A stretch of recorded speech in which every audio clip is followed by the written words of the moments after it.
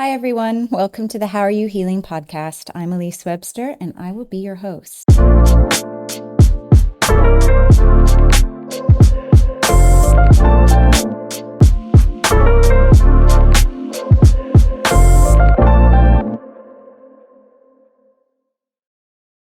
Catherine Shovlin, thank you so much for being on the How Are You Healing podcast today. It's a real pleasure to have you in the space.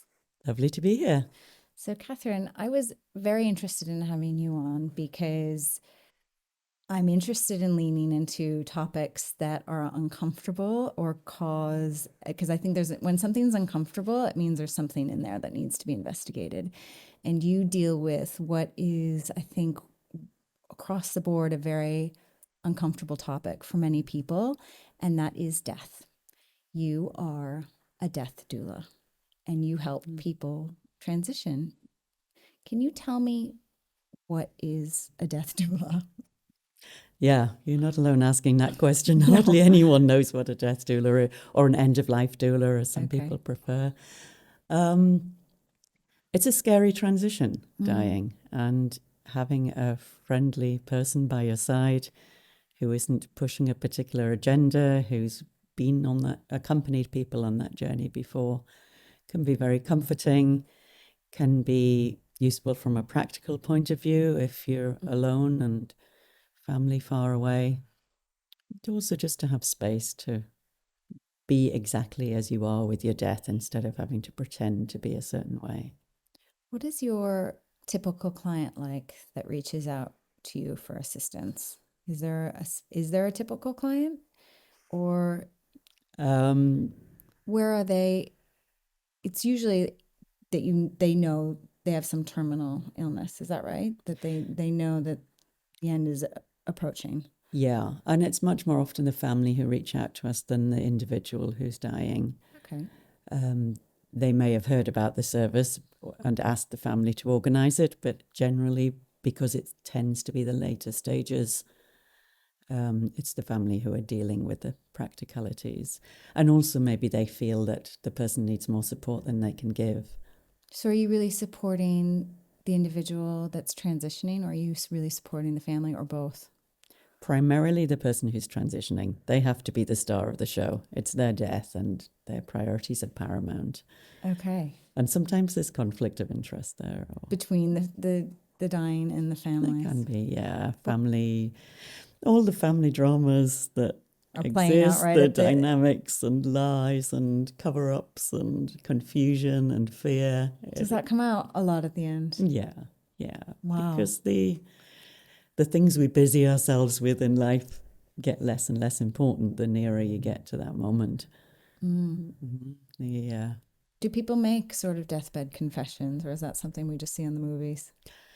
I think a lot more in movies, but often in the last few days, if people sense their end's coming, they have things they want to clear, get off their chest, or ask forgiveness for. Wow. And a lot of religious ceremonies address that, don't they? Offering absolution and clearing and preparing. Kind of, even if people don't believe anything else is happening to them after their physical body dies, I think there's still an urge to just clean up a bit. That raises an interesting point. So I'm interested to know what you think death is. Is death just the dying of a physical body or the end of a physical body? Is it a transition to a next? What is your definition of death? I think when we talk about death as humans, we're talking about the death of our human body. For some people, that would be the end of everything. And for others, including myself, it's a transition into another state, another way of being. But as a death doula, I'd always remain neutral. The dying person leads the way. I'm not there to try and convince them there's an afterlife or bring them a message of hope, just support their journey in whatever way they want. When somebody is dying, what is it like? I haven't been with anybody who's died, and I'm very aware now. I'm in my 40s. I've lost all of my grandparents, and that very few of my friends have grandparents left. There might be a few, but I'm very aware that the next wave, the next generation that we're going to lose is going to be my parents' generation. Ooh, we're touching something that means something. And then we're next. and then we're next. And then after us will be our children. And so the cycle continues. But when you're in space with somebody, is every death different? Or is there a way that we just die? Do we just all die the same? Primarily, every death is different, yeah, because we're all individuals, and the death is like the sum of our life in a way. It's all happening in that moment. There are some physical things that happen if somebody's, assuming it's not a violent or sudden death from an accident, say, but it's a gradual death from a disease or old age, then most people start to lose their appetite. Most people start to get cold hands and feet. Many people start to see relatives or people who are close to them who've died already. Yeah, I've heard of talk this. to them. Many people get agitated and restless in the last days or have a sudden burst of energy. So maybe the family feel there's a recovery, but actually it just seems to be a last burst of life. So there are physical things that are similar, but a lot of the death is about the emotional and social and psychological and spiritual aspects of their dying. And that is very variable, yeah. Depends a lot on how much people have cleaned up as they've gone, I Does think, it? and how much has been stuffed down and hidden. And probably younger generations now will have different deaths because they're more out there, aren't they? They're sharing more. Yeah. Compared to, I might work with somebody in their 80s who's dying, who's got secrets. They've got that baby that they never told anyone about. They've got that affair. They've got that terrible thing they feel that they did, that they've been hiding and carrying with them all their life. And then at the last minute, wondering if they can do something about it. Are there good deaths and bad deaths? We try not to use that kind of language because it's also it puts pressure on certain types of people to perform well. Okay. Like being a good patient. One of the questions we ask people is, are you a good patient? Because the kind of person who's, oh, I'm fine, thank you very much, everything's lovely, no, it's all fine. Yeah. Then they're missing out on an opportunity to get down into the nitty-gritty stuff and the shadows, and the more we can heal in ourselves before we die, the less, if as me you believe that we're going somewhere else, the less we've got to take with us. It's like cleaning up your phone and deleting all the apps you don't need anymore. It's going to be in a better state. A lifelong process? Ideally, yes. Yeah. Yes. You said something in the form that I asked you to fill out before you came here. And you said you wanted to reclaim death because feeling differently about death means feeling differently about life. Can you expand on that? And well, that was absolutely my experience of doing my end-of-life doula training, that I was called to the work. It just landed as soon as I heard it was a job. I thought, oh, that's something I'm going to do then, and signed up immediately. But what I hadn't realized was that so much of the course was going to be about me. And so you thought, I thought it was just I'm going to about help other people. Yeah. Yeah. Yeah. Okay. We'll catch on eventually. Yeah. But actually, I learned so much about myself. And in the process, one of the exercises that we did then, and I do on my Sacred Death course with my students, is designing our own death. What would be your perfect death? What was your perfect death? By the time I'd written this 3-page description of my perfect death and what kind of space I would be in, what kind of bedding I would be lying on, who would be there, what music would be playing, whether there'd be fresh flowers, whether the window would be open and there'd be fresh air, if there'd be nature outside. I would have this serenity I imagined in my Yes. perfect version of my own death. That by the end of the writing that, I thought, I'm almost looking forward to this now. It sounds fantastic. Really? It's like perfect scenario, which made me think, well, why am I not living like that then? Yeah. Why is there this gap between my overstuffed, hectic, stressful life? I'm going to wait until I die to have a nice time. That's crazy.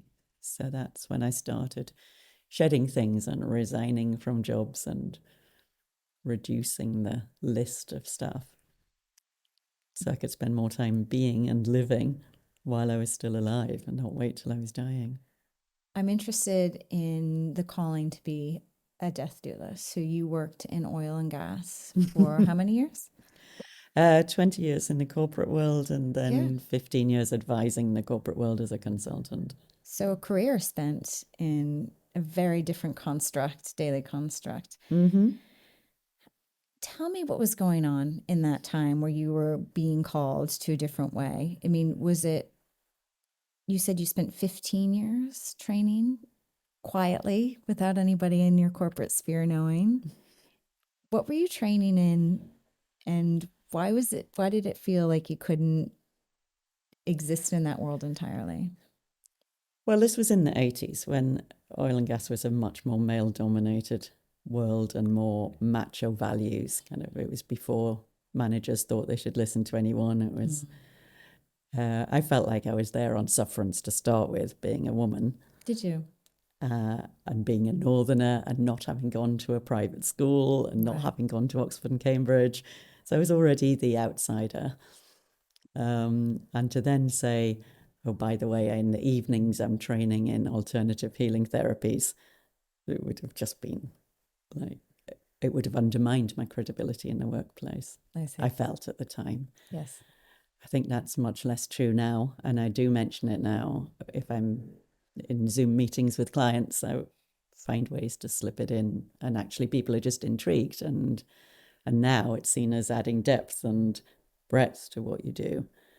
But then you had to be just one track, get stuff done, shout at people, get more stuff done. Was it always death that you were interested in, or did it start with other? No, I studied some shamanic techniques and things like reflexology, aromatherapy, massage. Okay, so deep into alternative healing. Yeah. And were you practicing those with individuals? A Were you little giving bit, treatments? a little bit, yeah. When I was on maternity leave, I got to do some of those things. When I had children, of course, I wanted to have natural births. I wanted to raise them in a natural medicine way. Oh, really? Were you able Allow to do them that? to have all those spiritual experiences that I think a lot of babies and children have, but society can stamp on and try. Did your kids have any spiritual experiences as children? Yes. Did they? Yeah, especially my youngest daughter. She definitely felt there was a presence in the house that she didn't like, and I called someone in and we dealt with it. And after 2 or 3 minutes after I'd done the ceremony to clear this woman and her baby out, let them move on because they were trapped, she came waddling in like 2 years old and said, "Oh, baby gone." Really? She just could feel that things were different. Were you aware like that as a child, to the best of your memory? Or I think to some extent, but it wasn't really encouraged. No. It's a bit weird. Yes. So your family, you feel that you were aware as a child, but it was And I was in a Catholic uncomfortable. convent school, so a more traditional view of these things. Yeah. Wow. But at least being raised in a religious tradition, you have that concept that there's something bigger and that there are miracles and that there are other ways of things happening. I think that is the beauty of religion. I too was raised in a Catholic house and went all the way through CCD, at least we called it CCD, catechism classes, before church, and then going to mass every Sunday. And I went all the way up to age 13 in that dynamic in my household. And then it came time for the to be confirmed or not into the church. And I just did not feel that I was connecting to this religion. And I am grateful to my parents that they didn't, it would have, I mean, feasibly, they could have insisted on the point or made my life very difficult if I refused, and I probably would have acquiesced. But they allowed space for me to say, I don't feel that this is the right fit for me to make this choice at 13. And I'm grateful for them for doing that. But there were parts of, I agree with you, with religion, with organized religion, that creates space for the unknown to be conversational. So it's like these are all normal people that are doing normal jobs, going to work, normal lives, that go then to church on Sunday and talk about, you know, the miracles that happened, that Jesus performed, and deeply mystical topics. And that I was very interested in that aspect of it. There are other parts that I didn't agree with, but there is something beautiful about religion, that it creates or contextualizes experiences like death that we might not be comfortable with, and it gives at least one answer to that question. Yeah.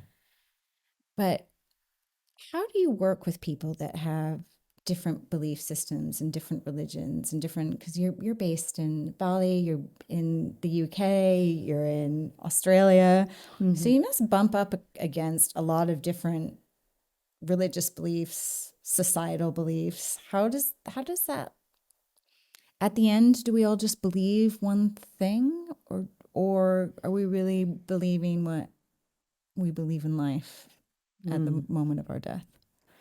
I think it's bundled up with what people believe about other things as well.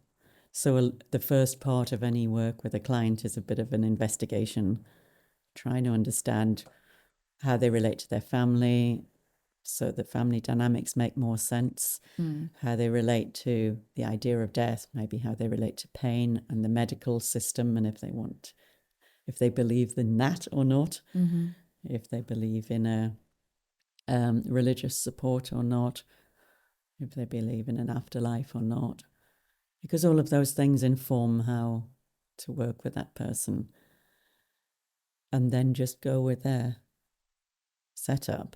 I mean, if somebody said they felt they were damned to eternal hell, then I might be tempted to Has that to have a happened? conversation with them at Yeah. least. Are people afraid of that? Are some people are dying afraid of hell for the things that they've done? Or Fear of retribution can be one of the things that has people cling on to life. really? You just said that you had somebody that came in when your daughter was younger, and there was a spirit in the house that she was aware of, and somebody came in and helped that spirit move on. Do you work in that kind of energetic place as well, helping spirits that are in life to I move do, on? yeah, nowadays, yes. Then I didn't, but yeah, I think that's such beautiful work. There's so many lost souls wandering the planet, and they're not happy, and they cause trouble, and it's just better for them and for everybody else if they can be helped on their way. When you walk into a space, do you know how do you know if there is a spirit there that has to be moved on? Well, sometimes I'm called in by somebody because they're having things happen in the space that they're attributing to an uncomfortable spirit being there. Do you ever say, sorry, there's nobody here, this is just, you've got bad plumbing? That's never happened, no. No, never. No. I mean, in my experience, the planet is teeming with people who would like help. Really? And some of them attached to spaces, and some of them attached to people and situations. And just spending time with them, understanding their story, which sometimes means understanding their parents' story or their grandparents' story, trying to untangle some of the knots that are keeping them attached. How does that play out for you? Like, do you hear, do you see, do you feel? Are you in trance, or are you completely conscious mind? I would go into a kind of trance, and I'm very visual. So for me, I ask my guides to show me scenes, and it's like turning on the TV and randomly something comes on that you've no idea what the program is, and you're trying to work out who's who and what's going on and what's the cause of the problem. So it might be ancestral pain that's come down to that person. And you see it play out Yeah. in your mind's eye, obviously not like I see you right in front of me. Is it Right. more like A you're bit like you dreaming? would in a dream, yes. Yeah. So you would Okay. know the scenery and what the person looked like and how they Wow. felt, the energy, and then negotiate with them. So they might have taken something from this person's soul, a piece of their soul, or they might have stuck some energy into that person that's unwelcome. Sometimes they just will hand it back for a couple of cigarettes. Sometimes you've got to talk to them for a while. Sometimes there's some healing that they're after. I'm going to Wow. take time out to do that. I never know what's going to unfold. It's Have intriguing you work from that point of view. ever had really malicious? I think I've a like a poltergeist or a really scary kind of malicious energy that has been threatening in any way. There was one broken-hearted guy who was pestering some young women in a hotel. Yeah, What but did it take? it was sadness Yeah. for him too. It was grief at having lost his love and trying to replace it with these other young women. I always thought, this is my own conception, but I always thought that like at the moment of your death, you're just pulled to such a wonderful, loving, warm energy, and your people that have departed that love you are there to guide you, and that it would just feel like, why would I couldn't do anything else but go to this blissful place. Maybe that's my optimism, but maybe it's not like that. Because you're Um, saying some people it don't. definitely can be like that, and it often is like that. I think it can often be peaceful and beautiful. And if people feel guilty or wronged, or they're bearing a grudge, or they're worried about something, who's going to feed the dog, who's going to look after my children. Is that more for sudden deaths, you think? If somebody dies suddenly without. Or the death is very sudden and the soul doesn't realize what's Yeah, happening, and it's that's what I mean. confusion. And and then what happens? They don't know how. Do you think they're called to say, come, join us over here? Or that if they don't transition, then they're just left unless someone like you comes to help? It feels more like they just haven't, almost like they haven't realized they've died. They just don't understand why no one's relating to them anymore. Oh, wow. So you showing up oftentimes, just have a conversation, acknowledge. Yeah. And they get drawn in. I've noticed more recently in the last 6 months, say, that if I'm working with somebody who has a particular issue, then a bunch of these lost souls who had the same issue might show up. Oh, I see. It might be tens, it might be hundreds. So there can be almost like a batch processing then. Yeah. That instead of working with one by one with people, Yeah. they can all tune into whatever's happening and get the benefit from it. Do you think that's because your auric field is becoming bigger and your ability to do this work is magnified with practice, that you're able to pull more? It's maybe partly because I've had more experience, yeah, and Yeah. also I just think so much is changing. The pace of change is accelerating, Do you think? and we're needing to get more of this stuff done so we can move on How do you see that as a pace of human change race. happening? That I feel like just more and more stuff's coming up for healing, and almost all of my friends, we have the experience of our children having a lot more emotional difficulties than it seemed like we had. Partly that's because we weren't allowed to, so we didn't know we had. But also it feels to me like they're processing the healing from generations. I had one woman come to me because her daughter was anorexic, and I said, I can't work with the daughter without her permission, but I can work with you. And it turned out to be her grandmother who died of starvation. Wow. In Eastern Europe 100 years ago, say, or however long ago it was. And that food fear had been transmitted, and then it was coming out for the daughter. But the daughter and this generation of young people because they're so different, because I think they are a special lot. And Mm. although it's hard for them, they're up Was for it and they've chosen it and they're prepared to do the work. Did the daughter feel that she could recover from this eating disorder after this work had been done through her mother? The way I work is not with that sort of follow up that a therapist would have. I'm there in the moment. I do what needs to be done in the moment, and then if somebody comes back 6 months later and says we're ready to go another step, then I might get some of the story of what's happened since then. Wow. But generally, I think I open the opportunity for healing, and then it's up to the people involved if they choose to integrate that or not. So this idea of generational trauma, you've really seen that play out for individuals. Yeah. Wow. I'm new to that way of thinking. I can see I love anything kind of esoteric and outside of the normal, I don't know, box of just, she's anorexic and we treat it clinically. But that there could be things that in all of our past that, and I guess maybe also I have adoption in my family. My two cousins are adopted, and I have cousins who have adopted. And that question of nurture versus nature, what we're carrying, do you think an adopted child can carry generational trauma from their adoptive parents, or is it, you feel? Well, some of it I think we transmit. Yeah. So we transmit our own crazy things onto our kids, however much we try not to. Yes. However much we think we've got ourselves under control, they seep out, and we think we're never showing them that side of ourselves, and yet they then act it out for us because they've picked it up subliminally. Yes. So there's both. Yeah. So it happens both ways. Yeah. That's interesting. You said that in the West, we've outsourced death to the medical and legal professions, doing ourselves a great disservice.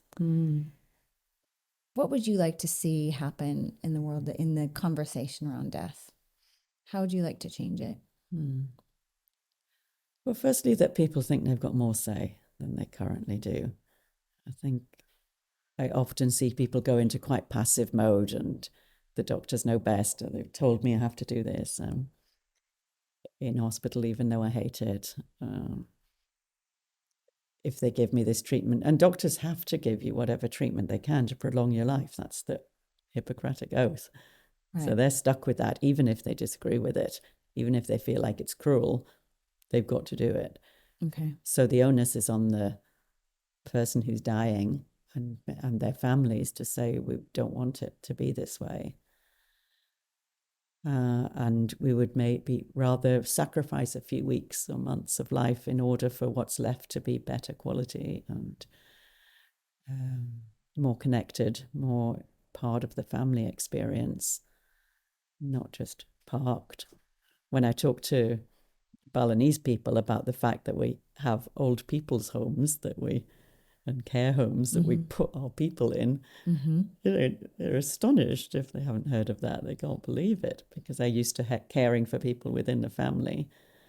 And we've created a lifestyle that makes that very difficult, where people are out at work all the time. Yes. And life is super hectic, and both adults have to work to pay the bills, and so then somebody else has to look after grandma, and we've built it that way. Yes. But it can be quite dehumanizing, and especially during COVID, when people couldn't even access their relatives while they were dying. I was here in Bali during COVID, so I didn't have a direct experience of that, but it just seemed shocking that people were being expected to cooperate with that, and mostly were cooperating with that, because that will be a much harder death to process than. So do you think some of our discomfort around death is just that we don't see it? Like, we don't have our grandparents in the home dying. maybe have only ever touched up against death and hearing about a tragedy or somebody losing their life Yeah, or on when they're films and young, TV, which or is films quite pretty, dramatic. it all has to be dramatic. And there's also, yeah, those magnificent things people say at the end in films. Yes. They're so lucid, they're so together. They say Yes. the thing that's going to change your life. Yeah. Where actually it's more likely someone just quietly closes their eyes and leaves.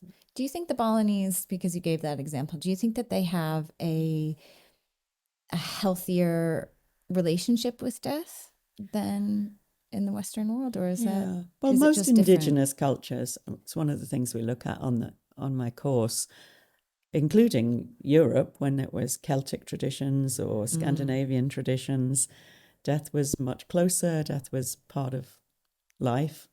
The dead bodies would be in the home and the children would see them. And it wasn't all behind closed doors and a conveyor belt and a curtain. Oh no, we don't want to see the body. Oh no, it's all a bit distasteful and therefore scarier. Yeah. Because the less you know about something, the more fearful it can be. Yeah. So I'd like people to feel that the they indigenous can cultures, including Bali, then you Yes. feel have a more integrated. integrated. That's a good word. More integrated acceptance of death. What is your And opinion? also with the ancestors. That once somebody's died, there's still a lot of connection with the ancestors. Tell me about the ancestors. How? Explain that concept to somebody who might be listening to this. Because there are ceremonies in Bali around inviting the ancestors back between Galingan and Kuningan, certain times of year, certain offerings that are made for ancestors, and they're part of life because they can be helpful. In many cultures, that concept exists, that ancestors can be on your team. They can be supportive, help you in your mortal life. Do you feel you work with your ancestors in the work that you do? Do you call in guides and ancestral guidance? Yeah, starting to more actually. Yeah, it wasn't at first. I have other spirit guides that I've been working with for a while, but yeah, some ancestors starting to be allowed in now. They're all there waiting, aren't they? They're just going, "Will you just ask for help? What's wrong with you?" Yeah, and then yes, I mean, I have that in all of my aspects of life. I'm like, oh, why didn't I just do that before? It's like when it happens, you're like, why? This is so easy. Why didn't I actualize this a lot faster? But you have to be ready, right? It has to be timing. Yeah. I wanted to just loop back around to something that you said that I'm still thinking about your about your experience in working with people and helping them transition. Do you think the more and more work you do in this field, the bigger, I feel like the more you're doing, the bigger it's becoming, and like that you are expanding energetically the more that you get involved in this kind of work. And I wonder if you're experiencing that, if you're experiencing that it's coming easier, or the permission to open up. I don't know. I just feel like there's something there that feels accurate. And when you were saying that you could visualize people that had passed, did that happen automatically, or is that something you had to work on, to a skill that you essentially had to learn, or was it just something you innately were born with? Okay. Well, firstly, yes, I agree. There's expansion because it's bringing in more and more of these supportive beings and more experience, and less need to stick to the book. You know, like when you first learn to drive, you're thinking, I have to put the handbrake on. Now I have to look in the mirror. Now I have to turn the steering wheel so I go around the corner. And then you get comfortable with it and you don't think any of those things. And then you've got time to think about other things. So I depart from the process as I was taught more, as I get more confident and more experience. And you're making it more your own. Yeah. Yeah. And also I've been weaving together two different trainings. So the end of life doula training is much more on the practical side. and emotional support. And the shamanic training I've done is more the spiritual side. Okay. And they were separate when I trained in them, but they obviously have an awful lot of relationship with each other. Well, yeah, huge relationship. Yeah. Yeah. Yeah. And my work is more and more about the spiritual aspects of death. Okay. And then the practical is really just spreading the word so people are less freaked out by things that happen and go, oh yeah, that's normal. That's normal. I love that. I love that the death doula is the more normal, practical aspect of the work you do. I love that. And that shift, that way of thinking, just, yeah. I mean, from an individual that worked in the corporate world, you know, this very black and white, you know, box that's now can sit so comfortably and say, yeah, the death do the actual dying aspect is the more practical. And I'm working with these other higher, powers and different aspects of and also spiritual. makes it not just about a death that's happening right there in front of me. Yes. It could be a death from 100 years ago or a death on the other side of the world. So is that a skill that you had to hone? Or did you always have it within I you? think I've always found it very easy to do like guided meditations and go on those journeys and see things and be told things and given things. And visualize them. Visually, yeah. Okay. So when you go into a space, you're just, you know what parts of your mind to access through some practice. Yeah, I guess there's always a moment just before where I think, what if nothing happens? Has that ever What happened? if I just sit here and nothing happens? Never happens. Never happens. Still always think it for a minute before I start, you know. Like, who am I to? I can't assume anything. No. The person I'm working with needs to cooperate, Yeah. needs to want something to happen. Yes. Their guides, spirit guides, my spirit guides, the universe, me, and not being distracted with other mundane things. But it does always seem to work, yeah. What is your opinion, spiritually and practically, of euthanasia? Well, there's the legal official end of life doula thing, which is if we're in a place where it's not legal, we can't support it. Of course. My view is that people should be able to choose how they die and when and where they die. And to some extent we can anyway. How do you mean? People can let go more easily. I see. Or cling on. I see.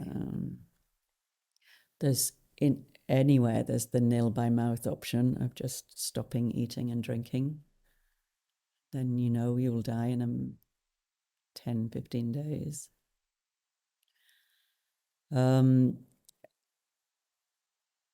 Yeah, I was involved recently with an online conference about euthanasia because, you know, Australia has been introducing it state by state. Oh, has it? Okay. So for a long time, it's been possible in some parts of Australia, but not others. And now New South Wales is also doing it. And I suggested it would be a good role for death doulas to be involved with, a good moment for death doulas to be involved with when someone's considering it, to help them talk through how they feel about it, whether or not they really want to do it, to support them and the family at the time. Yes. And that hadn't really, they said, we didn't think about that before. So again, it's been more of a legal. Yes. Obviously, they've got to get all the legal stuff right because you don't want it to be abused and a death by convenience.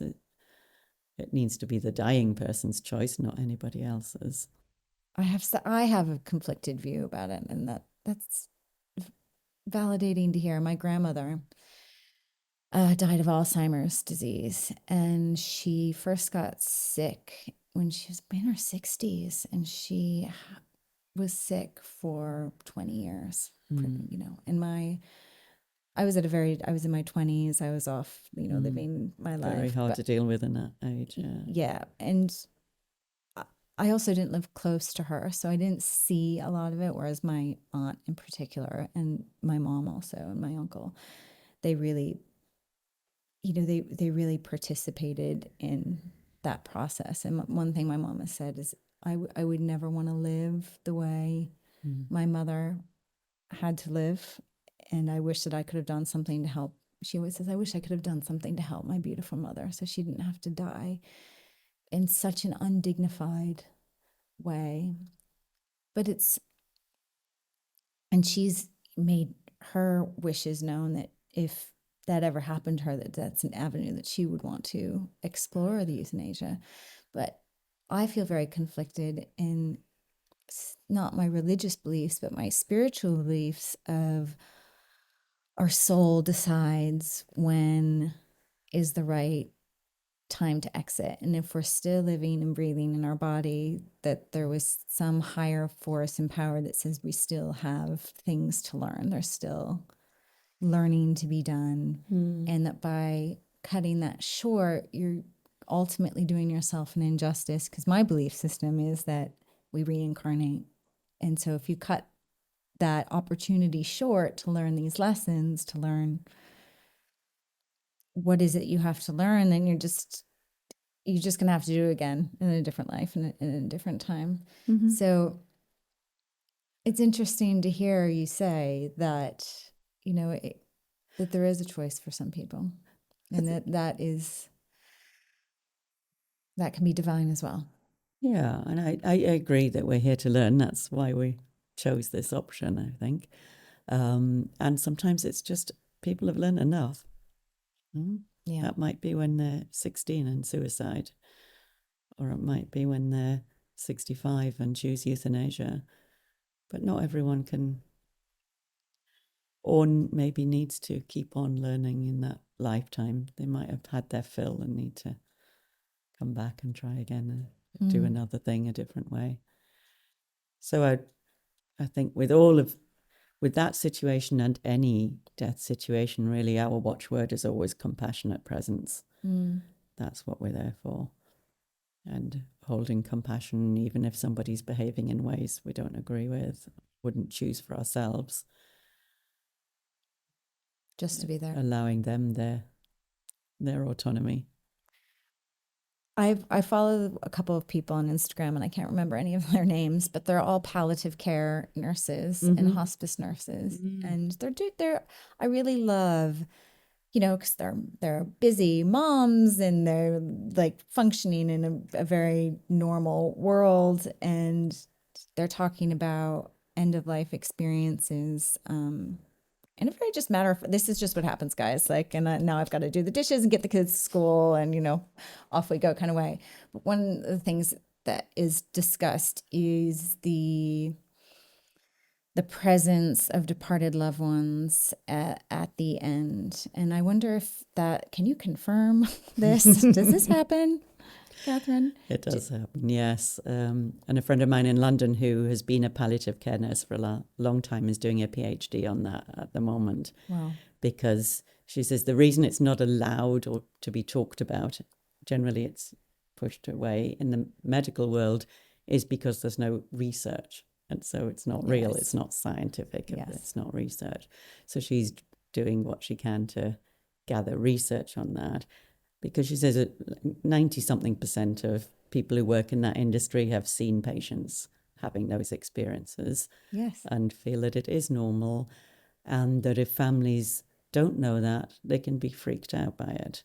Yes. And they think it's the morphine, or they think it's too much morphine, not enough morphine, something wrong, the person's distressed. How are we going to fix this problem that they're seeing ghosts, because that's a bad thing. Right. And getting that normalized would give people peace. Yes. And the dying person and the families deserve as much peace as they can get at that time. What about grief, Catherine? Because with death comes grief, and that is it's often not the actual death itself, it's living without that person that had been previously there. Do you work with the grieving and grief in any way? It's impossible to avoid in this job, yeah. And it's very often the death can make it worse if there are My questions are flying at you. If there are difficulties with the death, like somebody felt like someone was to blame, if the doctors had done this, she wouldn't have died, or if I had remembered to put the handbrake on, the accident wouldn't have happened, then there's a lot of difficulty coming to terms with the death itself. But grief, it's the person's not there. The holiday you're going to have next year with them isn't going to happen. The future dreams you had together. For some people, their economic survival is under threat because their partner has died. Their practical survival because he or she was the caregiver for the other one, or the only one who knew how to make the dishwasher work. Or there's so many moments of grief coming up all the time, wanting to tell the person something funny that happened at the shops that day and they're not there. And it's normal as well, and it's different for every person, and allowing people to go through their version of grief, because there's not a proper way to grieve. There's not a proper amount of time to be upset and, right, that's done now, get back to normal, please, because we're all a bit bored with that. Yeah. And that kind of, I hear people often talk about, they feel like their friends have run out of patience, or they're just embarrassed and confused, and they've been confronted with the mortality idea, and that's raised their own fears, and they'd rather cross the road and pretend they haven't seen somebody than yet again see them being upset and not know what to say and feel like a rubbish friend for not knowing. And this expectation that there's going to be some magic words he can say that will make it all right. And there isn't. It's being there. It's compassionate presence again. Thank you for answering that, because when I've been so excited to have you on, I asked some close friends and family, like, do you have any questions for this profile of person? And the question that came up was around grief. And it was, how do I support someone in the grieving process? Or like, how do I know what to say? Or how do I gauge where they're at to say something that's appropriate? Yeah. And do you have any answers to that? Is there a way, or is that the answer? Is it just compassionate presence? That's the number one answer, always. Yeah. And you don't have to say anything. You might just sit with somebody. Say, do you want me to just sit with you for a while? We don't have to talk. That's beautiful. We're not very well trained in that, are we? Because we think we have to fill silences. Yes. Be chitty chatty, and that's also part of my training, learning to be with that, because it can feel very uncomfortable to sit in complete silence with somebody and feel their grief. Anyone with any empathy, compassion will then be experiencing some of that themselves. Yes. And it's very tempting to distract ourselves from that with a funny story or a bit of news or a bit of gossip or checking our phone. Yes. And to just be able to keep breathing and keep sitting and keep being there and keep coming back to that when your mind goes running off to find somewhere easier to be. Coming back and just being there for the person. And they might find it uncomfortable too. They might only be able to tolerate 2 minutes of that. But that's the biggest thing we can do. And then daring to ask, probably, instead of thinking we're supposed to be able to guess what they need. So to verbalize it, say. Or suggest things. And I think it's hard for somebody in deep grief when somebody says, anything you want, just ask, because they can't even think like that. Their mind is all over, and their whole being is so caught up in the grieving process. They can't start delegating jobs to people, like, could you feed the dog? But somebody else might be able to say. So to offer a suggestion, you think would be, is it hard? What things are you finding hard? Is it hard to get the kids to school? Is it hard to go to the shops because you bump into people? Yes. Would it help if I did this? Would it help if we watched a funny TV show together? Yeah. And you had 30 minutes off being a grieving person? Yeah. And I guess maybe also you being comfortable if they set a boundary that they don't want that, and that's not. You can't push. Yeah. Yeah. Yeah. And we just have to always use our intuition to judge if, is that a fake boundary because they don't want to be a nuisance? Because we also have a lot of that bred into us, don't we? And trained into us to Tell not be a nuisance. No. Yeah. And stay in our box. Tell me about the death course. Who should take the death course? Well, some people come on the course because they've just recently experienced a death of someone close to them, and that's an obvious trigger for wanting to do it. But assuming we are all going to die, Yes. then I think the sooner any of us get a good relationship with that, better relationship with that idea, the better we can live our lives.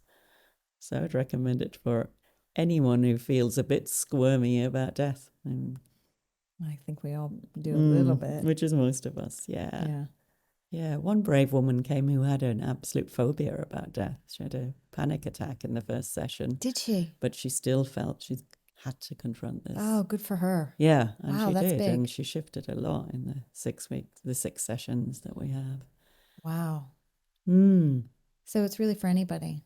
I think I misunderstood that myself. I thought, well, this is probably for somebody who's grieving or is trying to contextualize death to understand it and their process. But it can really inform a full life, which I guess is the point, right? To understand this. Yeah, yeah. The organization I trained with is called Living Well, Dying Well. And that sums it up really, I think. Yeah. So if somebody's listening to this at home and it's resonating, or if it's making them feel uncomfortable, it's some way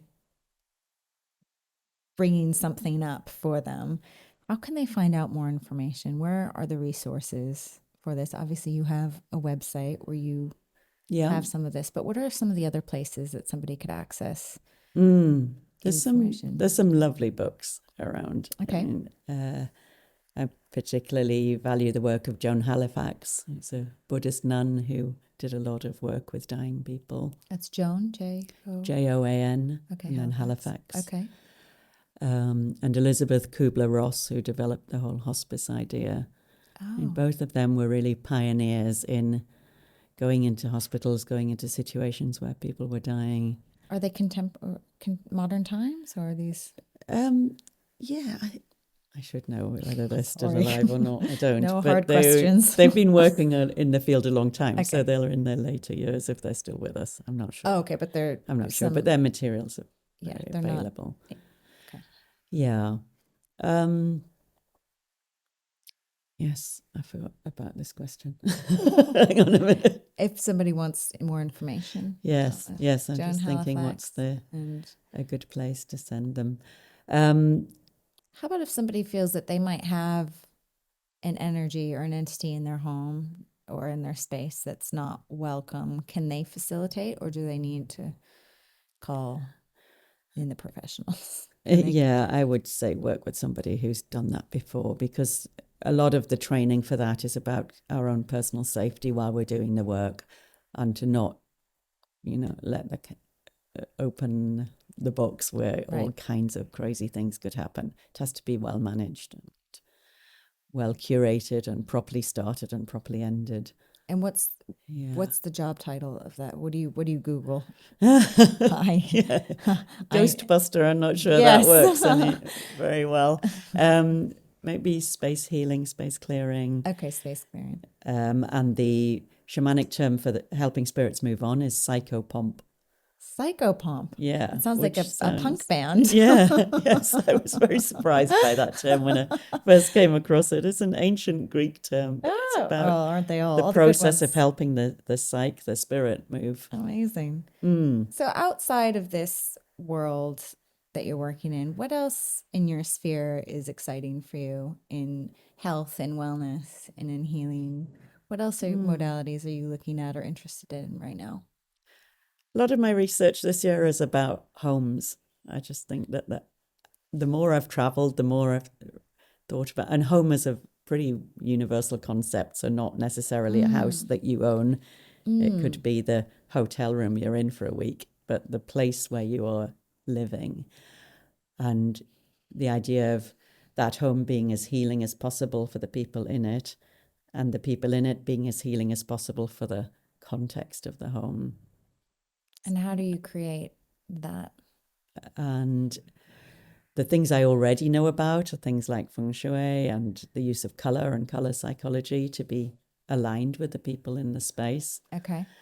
But I'm learning a lot from indigenous cultures as well. Because, the concept of home for nomadic people, for instance, and how they protect their home and make themselves feel that that's their sanctuary and they're safe there. And how do they do that?